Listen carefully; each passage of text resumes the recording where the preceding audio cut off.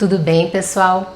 Hoje eu estou aqui com o Leonardo Acioli para a gente discutir um pouquinho sobre a questão do Junho Vermelho, da questão da doação de sangue, tá?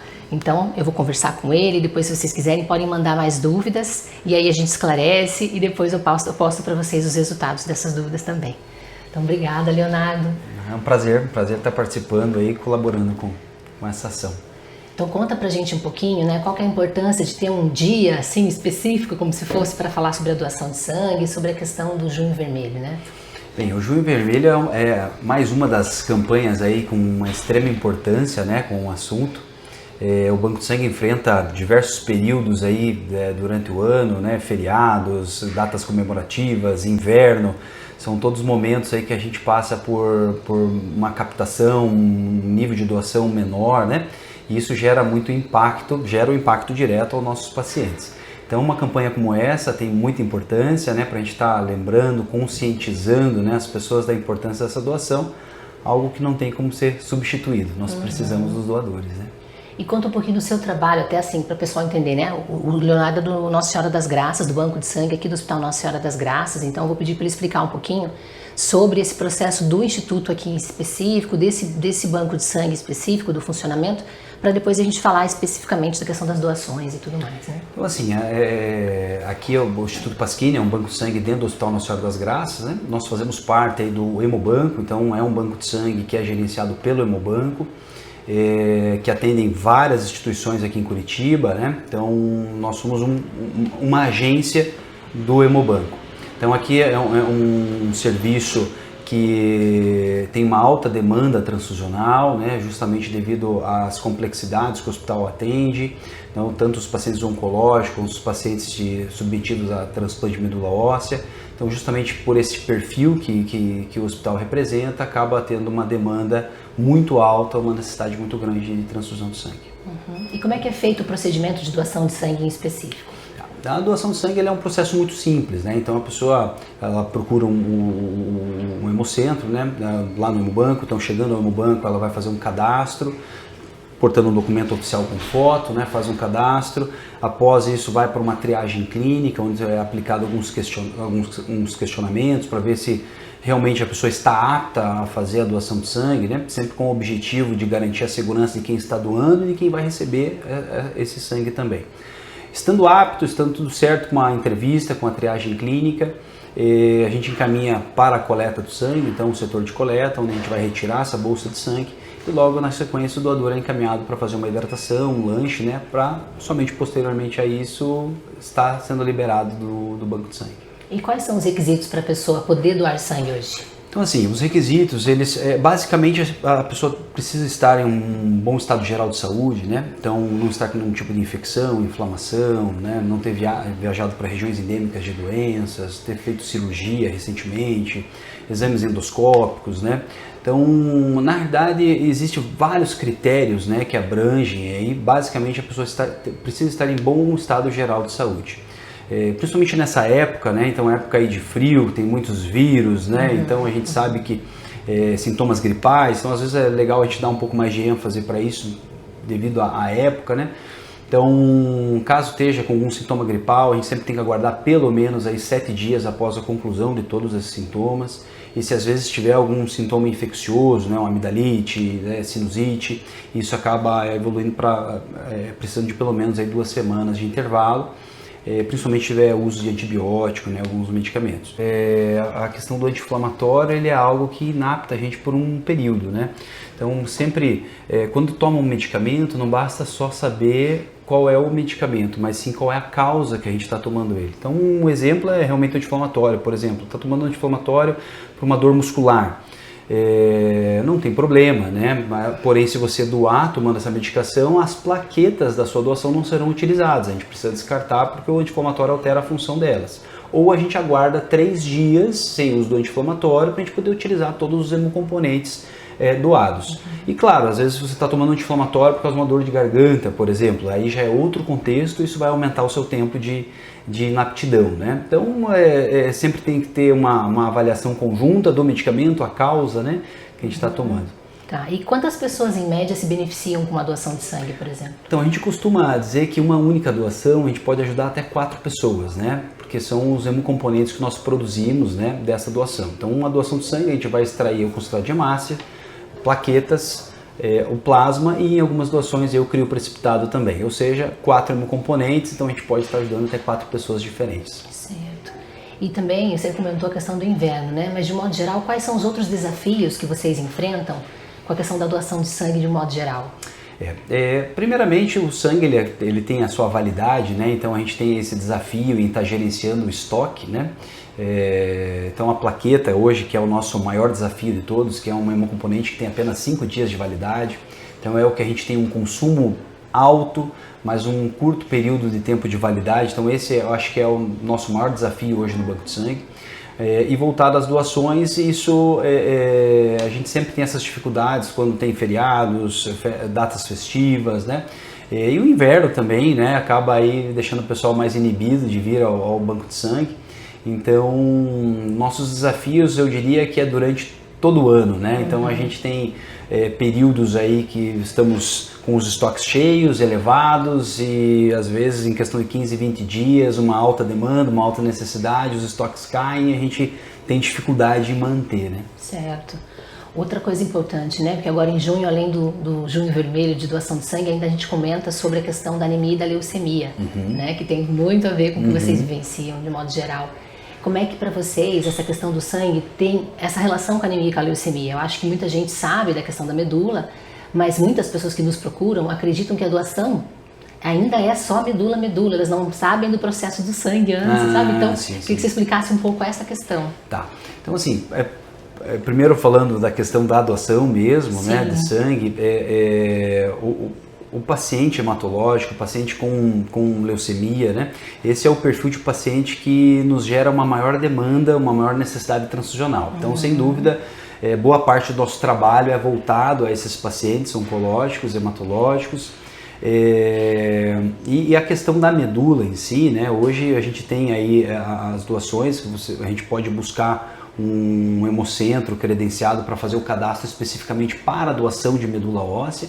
Então você pode estar vindo para fazer uma doação de sangue, uma doação de plaquetas e também um cadastro para ser um futuro doador de medula óssea.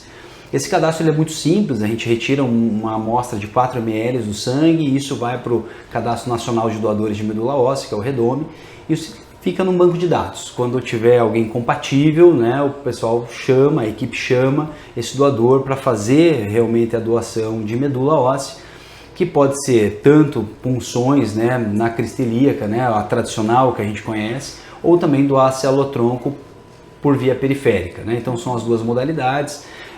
A via periférica, então, é uma máquina de aférese, então a gente conecta o paciente nas veias do braço ou a um catéter, retira esse sangue, centrifuga, tira somente a camada de célula-tronco, mistura e devolve ao doador novamente. Então é uma doação que leva de 3 a 4 horas, é uma doação simples. Isso a partir do momento que você é convocado, né, para ser um doador de medula óssea. Agora o cadastro é muito mais simples, o cadastro é apenas essa amostrinha de 5 ml mesmo, rápido, e você pode fazer isso juntamente com a tua doação de sangue. E plaqueta também pode fazer junto? Como é que funciona? Toda doação de sangue você também está doando plaquetas, né? Mas como a gente já disse, realmente a plaqueta ela é o que a gente tem maior dificuldade e a gente não consegue suprir a nossa necessidade somente com a doação de sangue convencional. Então existe também a doação somente de plaquetas, a doação de plaqueta por aférese. Você pode ser um doador de plaquetas. Então essas doações elas são previamente agendadas, né? Então o doador ele primeiramente vai ao banco de sangue, se candidata a ser um doador de plaquetas. Ele precisa ter um acesso bem calibroso, né? Uma veia boa. Então às vezes você tem um acesso legal para fazer a doação de sangue, mas não um acesso adequado para fazer a doação de plaquetas. Então a doação de plaquetas ela também é por uma máquina de aférese, a gente retira o sangue do doador, centrifuga, tira somente as plaquetas e o restante dos hemocomponentes a gente devolve. Então, um único doador de plaquetas, ele pode doar até 2 doses de plaquetas, né? 2 bolsas de plaquetas. Isso é o equivalente a mais ou menos 16 doadores de sangue. Então, a doação de plaqueta, ela também, assim como é fundamental para nós. E como nós temos uma demanda grande de plaquetas, nem sempre a gente consegue atender toda essa necessidade somente com a doação de sangue. Então, também pode estar indo até o Hemobanco, se candidatando a ser um doador de plaquetas. Essa doação você vai agendar conforme a sua disponibilidade, né? Então nós temos ali a agenda a partir das 7h30 da manhã até às 15 horas. É uma doação que leva mais ou menos umas 2 horas, então é um pouquinho mais demorado, né? Doação de sangue, 15, 20 minutos, você faz a sua doação, né? A doação de plaqueta já é um tempo um pouquinho mais elevado. Uhum. Ainda tem muitos mitos sobre a questão da doação de sangue, né? O pessoal comenta muito sobre isso. Quais são os que você imagina que são os mais complexos, ou os que você escuta e fala, não é nada disso?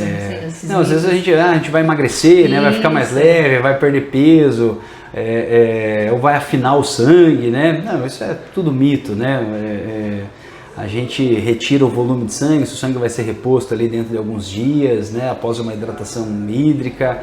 E isso é tudo mito. Todo mundo que é saudável faz essa reposição naturalmente, de forma muito rápida, né? Não tem essa questão, né? O pessoal às vezes tem um pouquinho de medo, né? De ter algum passa-mal, né? Sim. E a equipe do Banco de Sangue está sempre preparada para tudo isso.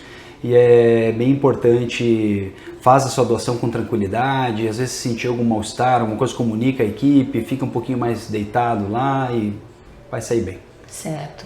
Então, quem tiver interesse em doar, por exemplo, é tudo por agendamento ou basta chegar lá também? Nós temos essas duas modalidades, né? Preferencialmente, a gente sempre aconselha para fazer por agendamento. Então, entra no site do Hemobanco, lá vai fazer um cadastro rápido e aí escolhe a data que você tem preferência e o horário que é melhor, né, para você fazer a sua doação. Você faz o agendamento através do site. Nós temos também algumas senhas de atendimento por ordem de chegada, tá? Então, eu quero doar sangue hoje, não achei horário na internet, você pode ir lá também e doar por ordem de chegada. É claro que geralmente a nossa intenção de fazer o agendamento é justamente para diminuir o tempo de atendimento, que o doador não fique muito tempo esperando, né? Mas existem essas duas formas aí que ele pode estar doando. Uhum. E a questão daquilo que as pessoas que têm receio, que nunca doaram, tem alguma coisa que você acha que é importante elas terem de conhecimento, para além de tudo isso que a gente falou, né?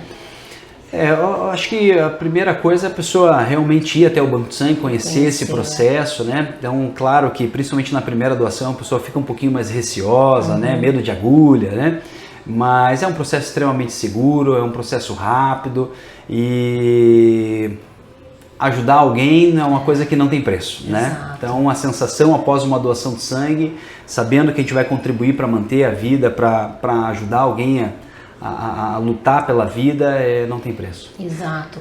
Outra coisa importante é que você pode ser um doador regular, né? Não precisa doer uma vez na vida e nunca mais. Há essa possibilidade. De quanto em quanto tempo que a pessoa pode fazer essa doação? O mais importante é a pessoa dar o primeiro passo, fazer a sua primeira doação, né? Então a gente tem alguns critérios. Então mulheres podem doar a cada 3 meses, né? Não ultrapassando aí 3 doações no ano. E homens podem doar a cada 2 meses, não ultrapassando 4 doações ao ano, tá? Então acaba fazendo uma doação a mais por ano, mas esse é um intervalo indicado. E quando existem aquelas campanhas que a gente às vezes vê na televisão, né, como se fosse assim, um plantão, estado crítico, tem uma necessidade, se essas pessoas tiverem esse sangue, elas podem ir lá também fazer essa doação, tem essa senhazinha? Devem. Inclusive quem acompanha o Hemobanco na rede social, o Hemobanco sempre está publicando ali o nosso estoque, quais são os tipos sanguíneos que estão em situação crítica, né?